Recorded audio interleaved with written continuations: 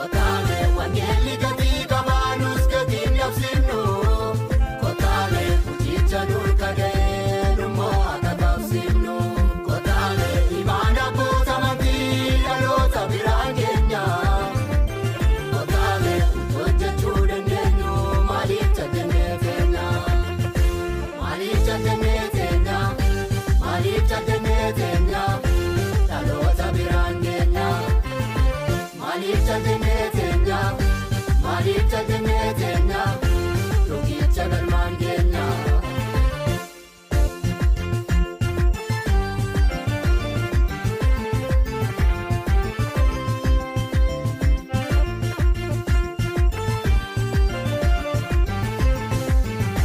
Godni akka Phaawulos sarara maaliif dhibame? Dhaloota namni qaruu ofiisaatii qarame. Jabni dhugaan hin ka'u kan hin sodaanne du'a. Waldaa kiristaanaatiif kan buusu bu'a. Godni akka Phaawulos sarara maaliif dhibame? Dhaloota namni qaruu ofiisaatii qarame. Jabni dhugaan hin ka'u kan hin sodaanne du'a. Waldaa kiristaanaatiif kan buusu bu'a.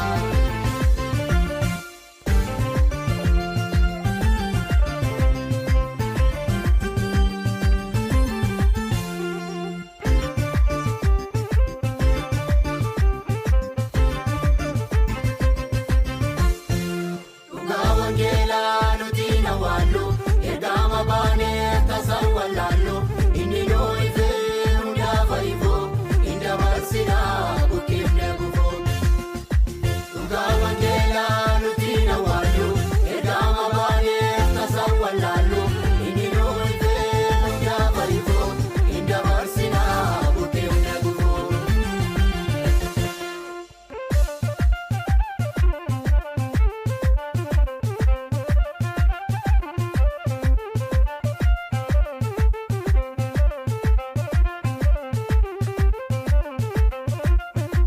Hojii badaa